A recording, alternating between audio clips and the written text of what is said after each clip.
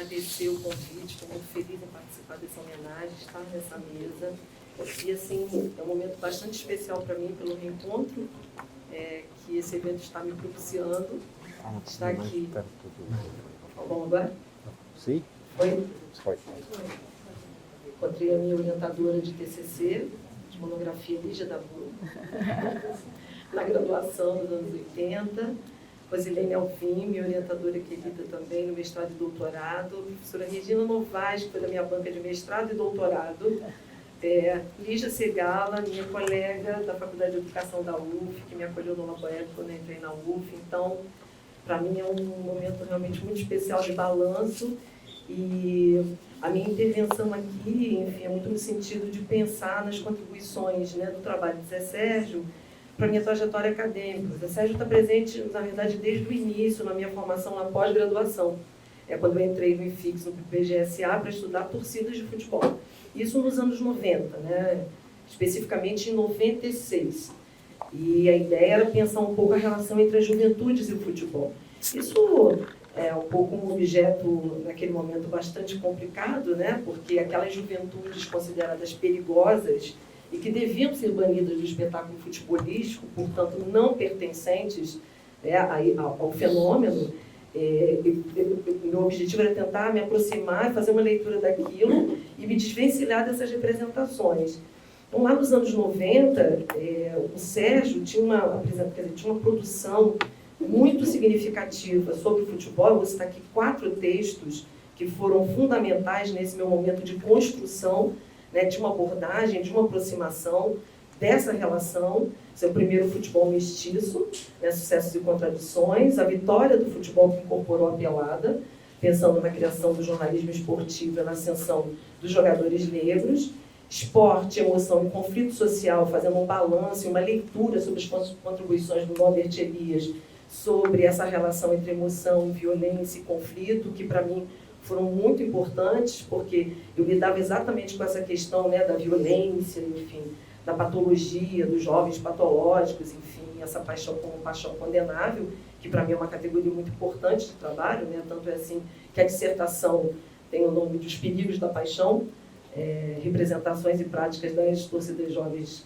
cariocas, e um último texto que é A Morte da Alegria do Povo. Então, temos aí nos anos 90, né, uma produção muito significativa, enfim, que consolida uma série de reflexões que claramente vinham se dando desde os anos 70, né, enfim, entre os anos 70 e 80, com trabalhos inaugurais, a Simone Guedes, o Roberto da Mata, enfim. Toda aquela virada, né, do futebol como óbvio do povo para um fenômeno que deveria ser levado a sério. Então, nessas reflexões do Sérgio, eu encontrei algumas possibilidades de pensar o papel dessas torcidas. E aí eu vou citar especificamente a vitória do futebol que incorporou a pelada, porque nesse texto, ao analisar a biografia do Mário Filho e o seu papel, né, como um personagem importante na popularização do futebol, ele aborda algumas questões que foram muito interessantes e importantes na construção do desenvolvimento, assim, da minha argumentação inicial, né, para pensar o papel dessas torcidas. Então ele vai falar, vai mostrar primeiramente, né, como essa passagem do amadorismo para o profissionalismo possibilita, né, a inclusão de outras categorias de jogadores, jogadores das classes populares, né, do operário jogador, né, dos jogadores negros, enfim, e também a criação de um público amplo de massas, e aí a participação das juventudes, dos torcedores, né, sobretudo pelos campeonatos, enfim, pelos concursos que o Mário Filho promovia, né, e que incentivavam essas torcidas, né, a participação dessas torcidas. Isso é a primeira chave importante para pensar. E também a questão dos ídolos, né, como que esses jogadores das classes populares, eles vão se tornando ídolo e criando uma conexão e uma relação, né, muito importante com esses torcedores. Então, são facetas interessantes desse processo. Então, eu entendo que essa produção, né, ela tem uma grande contribuição nessa consolidação, e, para mim, foi uma fonte de inspiração, permitiu a formulação de uma série de questões a partir daí, e eu acho que continua acontecendo isso, né, muitas leituras e atualizações, diálogos, debates muito acirrados e profícuos a partir desses elementos que ele traz para essa reflexão. Enfim, mas, sobretudo, pensar que o futebol é esse universo total, uma espécie de universo social total, que aproxima classes e profissionais diferentes. essa ideia do futebol como um fenômeno que vale a pena ser levado a sério, né? Revelador de múltiplos e dinâmicos processos acerca da sociedade brasileira. E também o papel da imprensa, muito importante para mim também, que analisava a cobertura sobre as torcidas de futebol, na produção dessas narrativas e dessas interpretações que acabavam ganhando, né, uma centralidade, enfim, na compreensão dos fenômenos. Então, narrativas também que são disputadas, né, que precisam ser confrontadas a partir de certos elementos, mas como elas são capazes de produzir, né, visões assim, e o imaginário, que no meu caso era bastante problemático, né, que essa era a visão de que esses jovens torcedores precisavam ser banidos, enfim, e tentar compreendê-los não como atores do espetáculo, produtores daquela experiência também. Então, nesse momento foi muito importante, o Sérgio teve na minha banca de mestrado, o livro que depois foi premiado, ele fez a contracapa, enfim. E aí, na sequência, ainda pensando na literatura, né, o texto do Garrincha foi um outro momento importante nessa minha elaboração, porque durante o mestrado, quer dizer, uma chave que me vem a partir dessas leituras é a ideia do fenômeno da idolatria. Quer dizer, quando ele vai falar da ascensão desses jogadores, vai falar do Luiz da Guia, né, enfim, vai falar do Garrincha e tudo mais, pensar no papel desses ídolos, enfim, desses craques e na representação que eles assumem, né, enfim, que símbolos e valores eles congregam também. Então, o fenômeno da idolatria me interessava porque, no meu campo particularmente, eu observava uma idolatria do coletivo. Né? Quer dizer, esses jovens torcedores idolatram não somente seus clubes, mas também as suas próprias torcidas. E isso está na raiz de uma série de práticas, de configurações, de estéticas, de corporeidades, enfim, e de conflitos que tornam realmente, né, essas juventudes protagonistas de uma virada importante nessa compreensão da relação entre futebol, identidade, enfim. E aí, nesse momento, né, de pensar os craques, o meu desejo era estudar a idolatria dos jogadores de futebol, naquele momento, lá nos anos 90. Mas as coisas não aconteceram muito bem assim, né? Digamos que eu não consegui identificar coletivos que atendessem ao meu desejo, né? Eu devo confessar que eu sou uma pessoa movida por obsessões, né? Eu sou enfeitiçada pelos temas, né? Assim como eu fui pela torcida organizada, eu não sou torcida organizada, eu não tinha essa relação, né, com esse campo de estudos. E aí, naquela virada, naquele momento, inclusive de construir, né, esse projeto de qualificação, o Sérgio estava na qualificação de doutorado, ainda pensando nessa questão da idolatria, né, e da importância dos jogadores na construção desses coletivos. À medida que o trabalho não evoluía, eu fiz uma virada naquele momento e fui estudar os fãs do Raul Seixas, e fui estudar a idolatria, a idolatria e morte, né? Quer dizer, a popularidade póstuma e toda a mobilização que existe em torno dele. Enfim, a multiplicação de fãs-clubes, de movimentos, de espaços de memória que se desencadeiam a partir da morte do Raul Seixas. E aí, sem dúvida, esse texto, né, A Morte da Alegria do Povo, me deu assim, uma série de pistas, né, de possibilidades de fazer uma leitura, primeiro da cobertura midiática, porque é um texto espetacular, né, ele parte exatamente da comoção do funeral e demonstra, naquele episódio, naquele evento emblemático, como uma série de questões vêm à tona, como, por exemplo, questões relativas à sua genialidade inexplicável, ao seu talento, muito atribuídas ao dom, a uma perspectiva individualizada, e ali naquela construção vai se demonstrando como que, demonstra, né, como que esse estilo, né, e essa forma diferente, inconfundível de jogar, tem tudo a ver com a sua trajetória como jogador, né, que vem de um clube, de uma empresa têxtil, enfim, né, morava na vila operária. Então, toda aquela estética, toda aquela corporeidade, todo aquele aprendizado que se dá naquele contexto,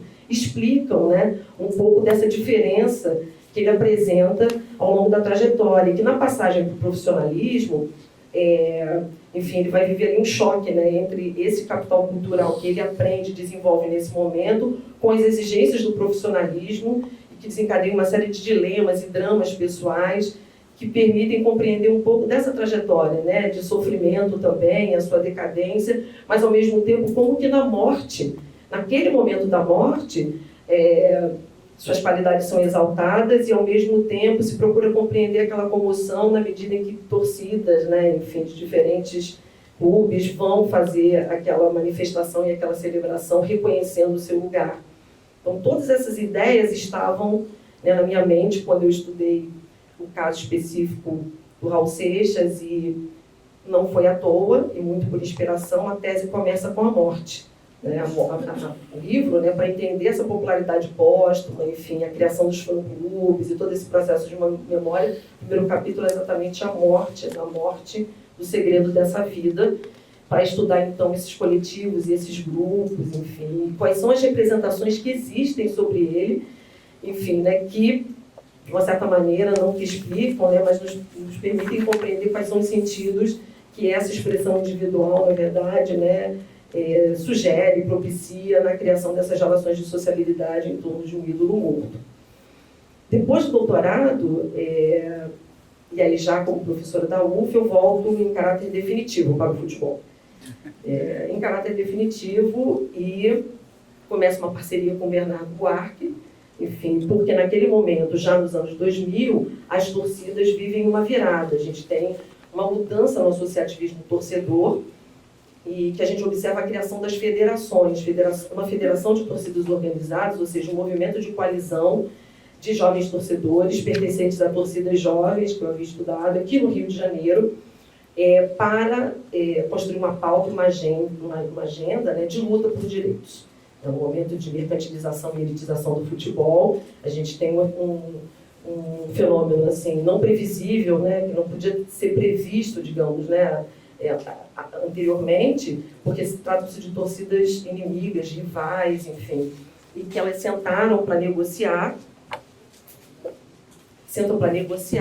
e constroem uma federação. Então, a partir daquele momento, nós começamos um projeto de pesquisa, né, torcidas organizadas criando fontes, e vim para o Museu Nacional para fazer o pós-doutorado. Achei que precisava fazer esse movimento, enfim, de voltar essas reflexões. E o José Sérgio, naquele momento, desenvolveu um trabalho com a Beatriz Heredia, estudando os movimentos sociais na sua relação com o Estado. Isso muito me interessava naquele momento, exatamente porque as torcidas, desse lugar de clandestinidade, de perigo, né, elas adentravam uma esfera pública, participavam de arenas públicas, desses bastidores, e formulavam propostas para negociar. E o quanto isso impactava essa sociabilidade, enfim, o quanto que esse trânsito, né, na burocracia do Estado gerava a necessidade de negociações e conflitos, e inclusive uma rejeição por parte das suas bases. Na sequência, houve o surgimento da Associação Nacional de Torcidas Organizadas, enfim, então, durante o pós-doutorado, esse é um movimento que eu faço no sentido de pensar um pouco, né, a importância das torcidas como movimentos coletivos, não movimentos sociais, mas como movimentos coletivos organizados em luta pelos seus direitos. O Sérgio, para finalizar, ele fez o livro que foi produto dessa pesquisa, né, A Voz da Arquibancada, Narrativas de Lideranças da Federação das Torcidas Organizadas do Rio de Janeiro, contou com o prefácio do Sérgio, que acompanhou bastante, recebeu, inclusive, né, uma das lideranças da Federação no Colégio Brasileiro de Altos Estudos, enfim, por expor, né, a proposta, e essa aproximação, eu acho, né, com os movimentos é um fator importante também na construção da sua legitimidade pública, enfim.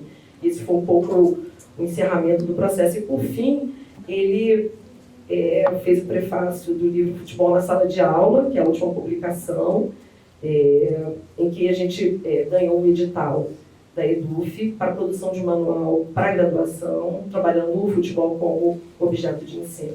Então, de objeto de pesquisa para objeto de ensino, na graduação e na escola também. Então, quero muito agradecer, Sérgio, assim, não somente as interlocuções, os diálogos que tivemos ao longo desse tempo, né, assim, a inspiração que os seus textos me trazem, as possibilidades de construir, né, outros caminhos a partir das suas reflexões, mas também assim, as dicas, né, e os dribles e as jogadas que foram feitas a partir de outro lugar, né, de onde você está construindo, e o quanto foi possível avançar em outras direções também. E quero agradecer também a sua generosidade, né, assim, a pessoa generosa e acolhedora que você por topar todas essas loucuras e todos esses movimentos, né, na área acadêmica. Muito obrigada, realmente.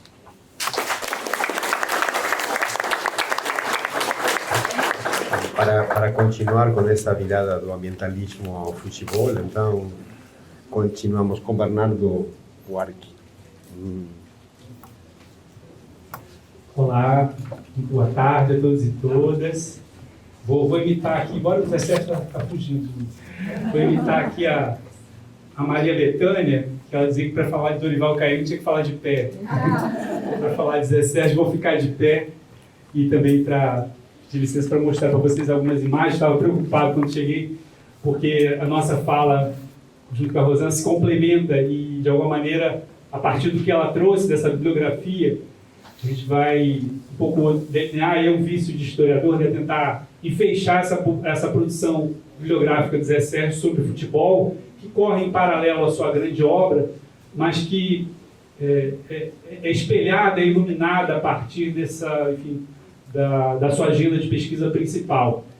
Então, por gentileza, vou seguir uma cronologia para tentar então, dar conta dessa produção do Zé Sérgio sobre futebol e, assim, embora não tenha sido seu aluno direto, orientado por ele, me considero discípulo.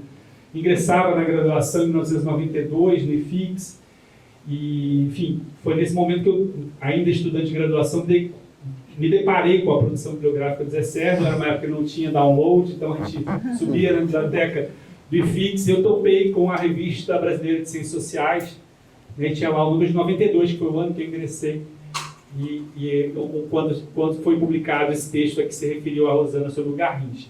Mas, ainda nesse introito de contextualização, o próprio Museu Nacional é uma instituição basilar para a gente entender a entrada do esporte, do futebol, como objeto de estudo, não da educação física, mas das ciências sociais, esse contexto da própria criação da pós-graduação aqui, do que eu chamo dessa constelação do universo do futebol, que tem em 1977 a primeira defesa de mestrado, ou tese de mestrado, como se chamava à época, da professora Simone Guedes.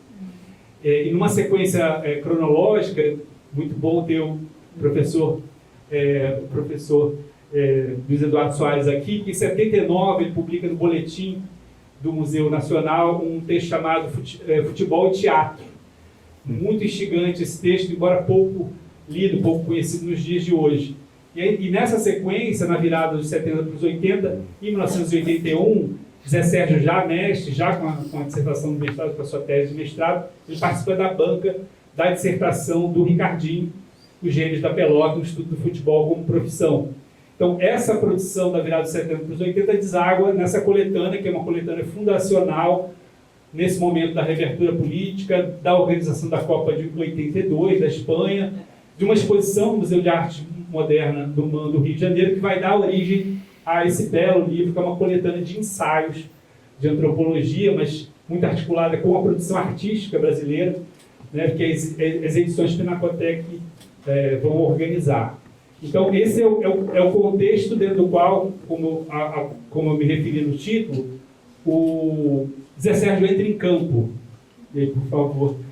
Em 1983, com o falecimento do Garrincha, e já no doutorado, ele inicia esse processo de coleta de informações do noticiário, da imprensa da época, e vai maturando ao longo dos anos 80, defende a tese de doutorado, defendida em 85, 86, e vai culminar isso com a publicação em 89, na França, na primeira versão em francês, já que ele publica junto com Silva Maresca, esse artigo sobre Garrincha, né? E aí trazendo essa questão a que se referiu a Rosana, ele traz outros exemplos de Bangu, né? da Companhia Fabril de Bangu, dos jogadores como Domingos da Guia, em cima série, de personagens que ele vão lhe permitir fazer essa conexão entre o que ele trabalhava como experiência de campo e aquilo que vai pautar essa agenda ainda incipiente que vai desaguar nos anos 90. Por gentileza. Então, em 94, né, aí também temos uma cronologia muito ligada à organização das Copas do Mundo, né, 82 na Espanha, depois 94 com a Copa, né, nos Estados Unidos. Ele vai também dar continuidade, então, depois de estudar um jogador, ele vai se dedicar a um membro da imprensa, do jornalismo, né? Então tem essa tentativa de mapear os personagens do universo do futebol, numa agenda que inclusive se desdobraria nos técnicos, nos dirigentes, nos torcedores. Enfim, ele tinha uma ambição de ampliar esse escopo, e ele faz esse belíssimo ensaio, a Vitória do Futebol que incorpora a pelada, que é um momento em que o campo de estudos do futebol de fato se estrutura na pós-graduação, na RAM, na Ampox, na ABA. Nós começamos a ter uma regularidade dos grupos de pesquisa, dos GTs, e em paralelo, né, e nesse sentido me parece muito instigante, o Zé Sérgio se mantém, vamos assim, mais ligado ao gênero do ensaio. Ele participa das bancas, ele acompanha a produção científica do meio, e ele contribui com esses insights, com esses textos que são muito luminosos, muito poderosos, nesses momentos em que a opinião pública gera e tem interesse em discutir o assunto, né? E por isso passamos para a imagem seguinte, que é uma imagem que conecta também com a própria EA. É muito interessante essa conexão com o mercado editorial desse contexto dos anos 90, e especialmente as biografias que o Rui Castro vai produzir sobre o Garrincha e sobre o irmão do Mário Filho, o Nelson Rodrigues, que também traz essa confluência, né? A repercussão dos textos do Zé Sérgio, ela se amplia para além do público científico. Isso é um dado interessante, e para além do próprio Brasil. Então, acho esse um dado interessante dessa relação do interesse acadêmico, mas também uma conexão com o debate público que está ali nos anos 90, cada vez mais sendo aceso em torno dessa produção bibliográfica sobre futebol. Isso leva ao slide seguinte, por gentileza, dessa questão do ensaísmo e da relação, da conexão do futebol com a agenda de pesquisa dele, que é um ensaio bibliográfico que ele publica na revista Mana, em 1995, né? Então, essa sequência 89, 92, 94 e 95, em que ele traz a contribuição do Norbert Elias para a produção da sociologia do esporte, e também para a interlocução que ele já tinha, com os canais que ele já tinha de interlocução com Roger Chartier, Bourdieu e outros que são intelectuais do campo francês, né? E pensemos que se havia uma dificuldade da entrada do tema do futebol no Brasil, vocês podem imaginar no meio intelectual parisiense daquele contexto. E esse tipo de publicação começa também a reverberar e a chegar na França dos anos 90, né? Lembremos aí a Copa de 98, que vai ser também um momento importante. E é um momento em que a tradução para o francês desse livro, que sai de 1986 na Inglaterra. E aí o Zé Sérgio também contribui com mais um ensaio nessa contextualização do futebol como um objeto de estudo, trazendo não apenas o Norbert Elias, Eric Dunning e outros autores importantes da Inglaterra para a França, e no caso também para o Brasil. E aí eu me aproprio de uma expressão que o próprio Zé Sérgio utiliza para falar de outros temas, né? Então o futebol passa a ser uma linha de pesquisa subsidiária estratégica na própria agenda de pesquisa do Zé Sérgio. Isso conecta com o slide seguinte, na medida em que me parece, né, como eu disse, né, o futebol corre em paralelo ou à margem do grande centro de interesse de estudo do Zé Sérgio, mas me parece que a repercussão dessas publicações elas ganham uma envergadura e numa exponencialidade muito grande a partir da circulação dos textos do Zé Sérgio na França, né, que, como eu disse, é o momento de quebra dessa resistência do meio acadêmico francês ao tema, e os textos dele, que são poucos textos em francês circulando sobre esse assunto relacionados ao Brasil, vão ter uma grande circulação, não apenas na Actes de la Recherche, mas em várias revistas francesas, Le Débat, Société et Représentation, uma série delas que vão convidar o Zé Sérgio para escrever sobre essa temática. Então, é também interessante pensar na circulação internacional dos textos dele e da própria circulação que o futebol, como um imaginário central para a Europa e para a França em particular, tem associada ao Brasil nesse momento. E aí desenvolvemos em 1998, por favor, quando também numa revista francesa Zé Sérgio escreve sobre o que foi a organização da Copa de 1950, a contextualização do Brasil do pós-Segunda Guerra, né, a geopolítica e a escolha da FIFA para que o Brasil sediasse essa Copa, que é a primeira que retoma aquela invenção das tradições dos anos 30, quando se começam a organizar esses torneios. Então, sob demanda, né, atendendo a essa interlocução com o campo intelectual francês, ele produz um belíssimo também ensaio sobre o estádio, né, um estádio um pouco com um personagem, assim como ele fizera com um jogador e um jornalista. Então, isso em 98. E daí a gente tem essa sequência, ou seja, em que o Zé Sérgio ele vai revisitar Copa a Copa, a discussão sobre o imaginário brasileiro de fracassos e sucessos, toda essa interpolação, essa oscilação entre a grandeza e as derrotas, né, significando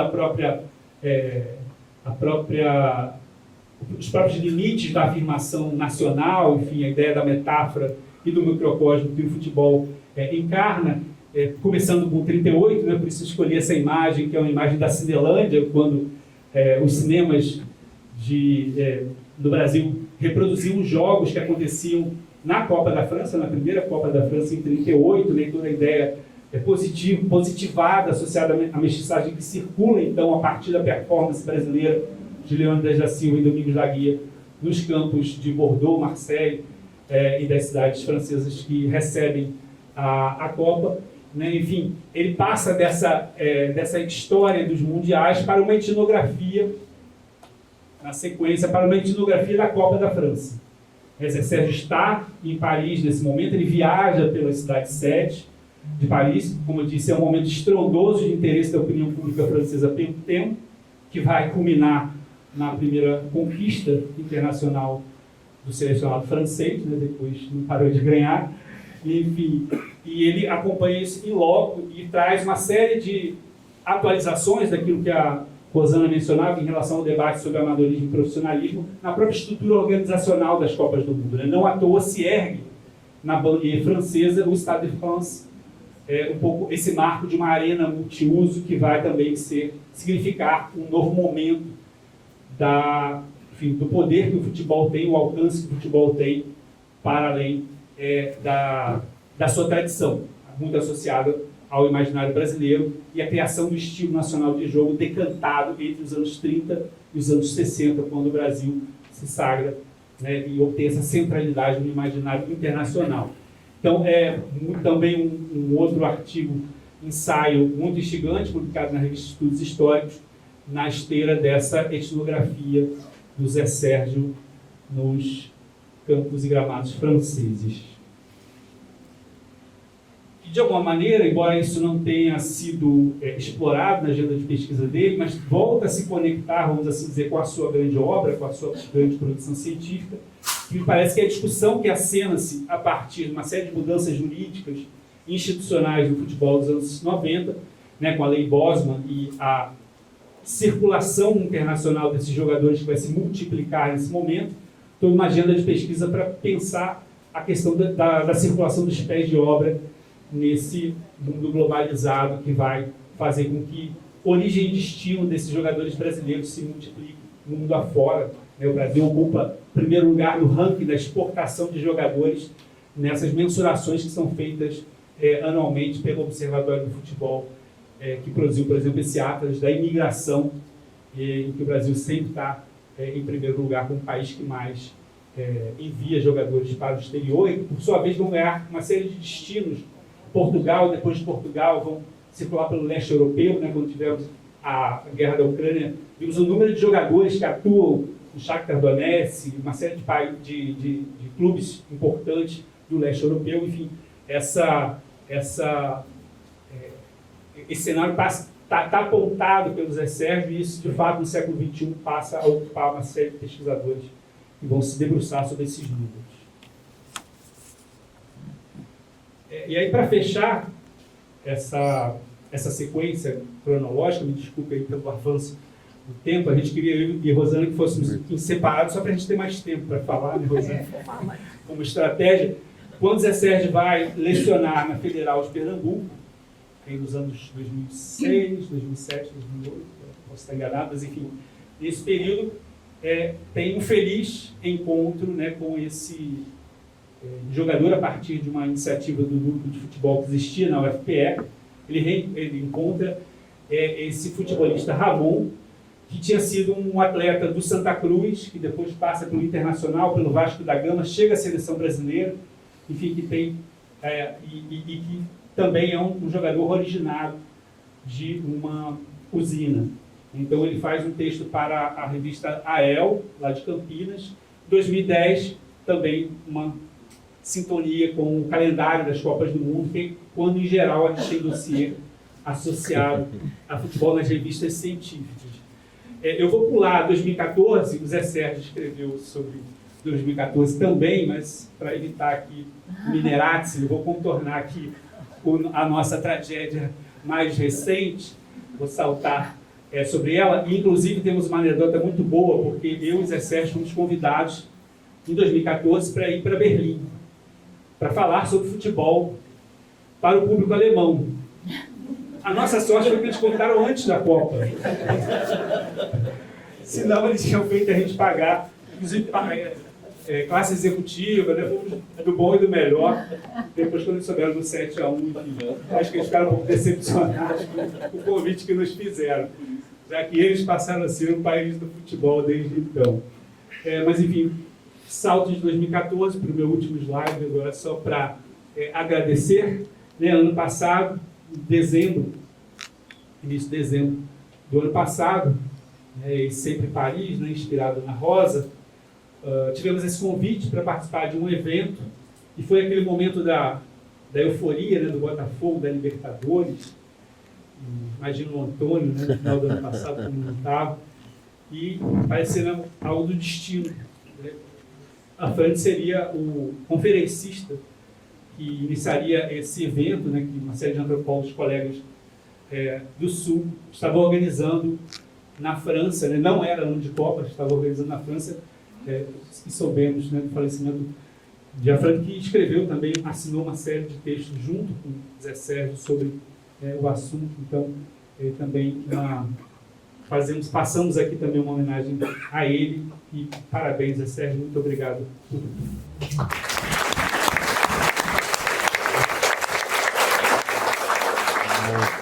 Muito obrigado. Então, vamos concluir essa mesa escutando a Antônio Forstmeister, do Fórum de Ciência e Cultura, ainda no esporte. Obrigado, Federico. Eu tive a sorte da Rosana e do Bernardo terem vindo antes de mim, então não vou pular todo esse recenseamento da bibliografia que vocês fizeram, né? Eu não sei se facilitou, complicou aqui, mas acho que para a plateia vai ser bem melhor. Então, eu vou falar mais da minha trajetória aqui no Museu Nacional, né, no TPGás, com o orientando do Zé Sérgio. Né? Enfim, eu sou historiador do IFIX, né, fiz minha graduação no IFIX. Meu interesse na graduação era um nicho bem específico lá na história do livro. Não à toa trabalho na história da PRJ, uma coisa bem de história do livro, aquela coisa bem pequena. Enfim, eu estava em dúvida sobre o que fazer. Eu tinha uma colega que já estava aqui no museu, que vai estar aqui na mesa daqui a pouco, né? E ela falou: bom, por que você não faz a prova do museu, né? Vai que você passa. Então eu fiz a prova, passei e continuei sem saber o que fazer aqui dentro, né? Lembro que na banca do mestrado estava a Geralda, o Liberto Velho e o Federico. E novamente essa colega me auxiliou, falou: bom, temos aqui, eu gosto de futebol, temos o Zé Sérgio aqui, inclusive ele me indicou um livro, O Futebol Marinho, um livro fantástico do Leonardo Afonso. Enfim, a partir desse livro eu comecei a ver, enfim, fui falar com o Zé Sérgio, né? Ele me apresentou toda a produção dele, que já foi debatida aí pela Rosana e pelo Bernardo, mas foram dois textos que me chamaram mais a atenção, foram A Morte da Alegria do Povo, sobre o Garrincha, né? Enfim, toda essa questão sobre uma certa identidade social de vila operária, de operário, confrontada com um jogador que deveria ser profissional, né? A forma como o Garrincha conseguia fintar toda essa tentativa de controle da vila operária e do clube de futebol, né? Que queria um atleta profissional.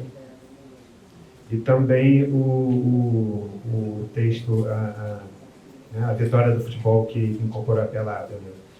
E eu me interessei nesses textos, não tanto, enfim, o que me interessava mais eram os clubes de futebol, né, que passavam nessa descrição que ele faz desses clubes, desses textos, de passagem de um clube de um momento amador para um profissional, e eu vi esses clubes naquele momento, né, isso era em 2003, né, como, enfim, um ocaso desses clubes enquanto instituições sociais, associativas, né, não futebolísticas, né. Mas, enfim, então a gente combinou, eu e o Sérgio, de fazer uma pesquisa em clubes no América e no Fluminense. Né? O América, obviamente, um clube quase morto futebolisticamente, mas, enfim, e o Fluminense é um clube de muito sucesso, mas que representava também esses clubes de elite, famosos, mas que, enfim, apresentavam um certo ocaso enquanto instituições de sociabilidade. Né? Porém, né, eu continuei a ler não só a produção do Sérgio, mas outras também, mas, enfim, o Maracanã, o Coração do Brasil, foi um texto que me influenciou muito. Né? E ele, enfim, ressoa em mim mais o que eu tinha um dos meus interesses. Né? O estádio de futebol. Como o Bernardo falou, eu sou botafoguense, eu sou frequentador de estádio todo fim de semana. Enfim, eu tinha essa questão de ir ao estádio, né? Então, quando eu conheci aquele texto, né, o Maracanã, como o Bernardo falou, o Maracanã como personagem, né? E como que esse personagem, né, e suas peculiaridades arquitetônicas engendraram toda uma forma de torcer, né? Toda uma sociabilidade torcedora, né? Um estádio que foi construído para a Copa do Mundo, né? Um estádio público, né, que preconizava a participação de toda a sociedade brasileira nele, nos seus distintos setores, né, tanto a geral, como as cadeiras inferiores e as arquibancadas, né, tanto que temos a criação do Geraldino e dos arquibaldos, né, são espaços específicos, arquitetônicos, que conformaram toda uma certa forma de torcer, né, além do campo também, né, que cristalizou uma forma de jogar o futebol, um jogo bonito que incorporou a pelada, incorporou a finta, incorporou a capoeira, né? Enfim, isso ressoou mais em mim, né? Enfim, aí eu tive uma mudança na minha pesquisa associada com o texto sobre a Copa de 98, né? Onde o Sérgio foi como convidado da FIFA, como observador da FIFA, né? Então a gente combinou então a fazer uma pesquisa aqui no Rio de Janeiro, no Caio Martins, no Maracanã, e a Arena da Baixada, em Curitiba. Né? Por que esses 3 estádios? O Caio Martins é um estádio pequeno, né, que o Botafogo tinha acabado de reformar para disputar a Série B de 2003. O Maracanã, enfim, um ícone, mas ele estava sendo também reformado, ele já tinha sofrido uma reforma na virada de 99 para 2000, para a disputa da Copa do Mundo de Clubes da FIFA, que realmente descaracterizou totalmente a sua configuração antiga de bancada geral e cadeiras. E a Arena da Baixada como um modelo importado da Europa, que já apresentava esse modelo de estádio mais pensado para o consumo, né? O torcedor como um consumidor. Eu lembro quando eu conversando com o Gilberto Velho, né, nos corredores, né, falei para ele, não, eu vou fazer pesquisa no Caio Martins, esplêndido, né, você precisa me levar no Caio Martins. Então, como é que eu vou levar o Gilberto Velho no Caio Martins? Aí fala sério, fala sério. Então, Gilberto, eu vou lá quarta-feira à noite, não tem como, né, jogo de segunda divisão. Enfim, nós começamos a pensar uma pesquisa sobre, enfim, como estava se dando a entrada dessa nova forma de pensar o futebol a partir do gerenciamento, né? Essa nova gestão do futebol, o novo espírito do capitalismo, como é que ele estava entrando na gestão do futebol. Eu não me interessava tanto na gestão, mas como a gestão implica em mudanças arquitetônicas específicas nos estádios e como essas mudanças elas preconizam enfim, criam um novo estilo de torcer, uma nova identidade de sociabilidade torcedora. Que não é exatamente mais um torcedor, né? Aquele torcedor do Maracanã na década de 50 que produzia o espetáculo, né? Apoiar a seleção brasileira, que na década de 60, 70 e 80, como o Bernardo mostra, né? se transformou ela mesma em espetáculo, né, a torcida, né, a formatação das torcidas organizadas, as torcidas jovens, enfim, ela mesma se transformou em espetáculo, mas para esse novo gerenciamento do futebol, isso tem que ser, né, tirado da arquibancada. Né? Por quê? Porque o futebol agora, nesse gerenciamento, ele precisa ser previsível. Né? Não só o jogo em si, né, em campo, sofreu mudanças, parece que não, né? Mas assim, você tem várias mudanças ao longo dos anos das regras do jogo, né, para tornar ele mais previsível, e também na torcida. E como você vai, né, mudar a torcida? Mudando, né, a configuração arquitetônica dos estádios. Né? Um torcedor transformado em consumidor, um torcedor que tem que ser constantemente vigiado e monitorado, como ele é nas fábricas, né? Tem uma interface muito interessante do estádio com a fábrica, especialmente na Inglaterra, onde foi gerido esse sistema de monitoramento de massas, né, de gestão de massas. Né? E essa nova gestão, a modelo da Inglaterra, enfim, ela foi gerida na Inglaterra, essa nova gestão do torcedor como consumidor, e do torcedor não sendo mais uma parte ativa do espetáculo. Né? O espetáculo ele deve ser televisionado, né? E o que deve ser televisionado é estritamente o jogo em si. Então acabou, né, aquelas câmeras na torcida, né? Não se filma mais a festa da torcida. A festa da torcida ela passa a ser coreografada e, em geral, patrocinada pelo clube. Enfim, nós tentamos ver, tanto no Caio Martins, quanto no Maracanã e na Arena da Baixada, como estava se dando aqui no Brasil. Isso é uma época pré-Copa do Mundo, né? Isso era 2003, 2004. A gente tinha uma ideia que talvez a Copa acontecesse aqui. Já havia tido uma tentativa do Brasil sediar a Copa, mas enfim. E no doutorado eu continuei aqui com o Sérgio, né? Enfim, nós temos uma certa continuidade à pesquisa, e aqui eu tenho que agradecer ao Federico, né? Eu estava nos corredores do museu um dia comendo uma esfirra, ele me pegou pelo braço: cara, se você não estuda futebol, não quer ir para a Argentina, não? Como assim? Assim, se você quiser, você vai ter uma bolsa disponível, mas você tem que ir mês que vem. Vamos lá, eu conversei com o Sérgio estava indo para Pernambuco, né, em 2006, eu aceitei essa bolsa, passei 6 meses maravilhosos em Buenos Aires, vendo futebol, olha assim. Né? Bom futebol. Bom futebol. Mal posso dizer que era trabalho. Né? Enfim, e logo depois, seguindo meio que os passos do Sérgio, né, um colega meu, Martin Fury, um pesquisador alemão, me convidou para trabalhar na Copa do Mundo da Alemanha em 2006, num projeto chamado Embaixada dos Torcedores na Copa. Era um projeto financiado pela UEFA, pela organizadora, que previa uma assistência aos torcedores, não só do Brasil, assim, todos os países que tiveram essa embaixada, né? Mas, enfim, assistência aos torcedores brasileiros que estavam viajando nas sedes da Copa, onde o Brasil jogaria, né? Munique, não lembro mais. Também, como eu posso dizer que eu trabalhei numa Copa na Alemanha, né?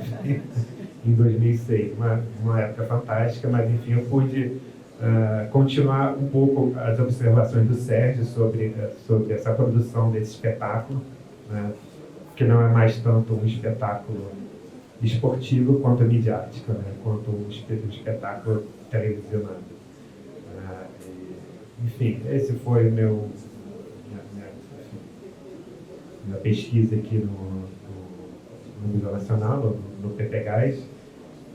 Isso também foi antes dessa questão da entrada das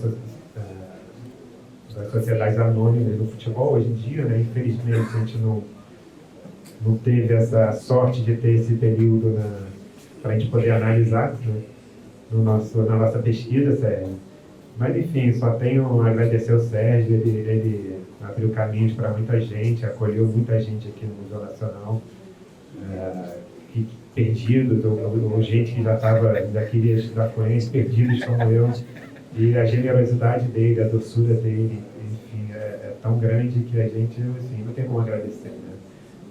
E é isso, Hélio, parabéns, agradeço muito aqui você ter me aceitado como orientando. Muito obrigado.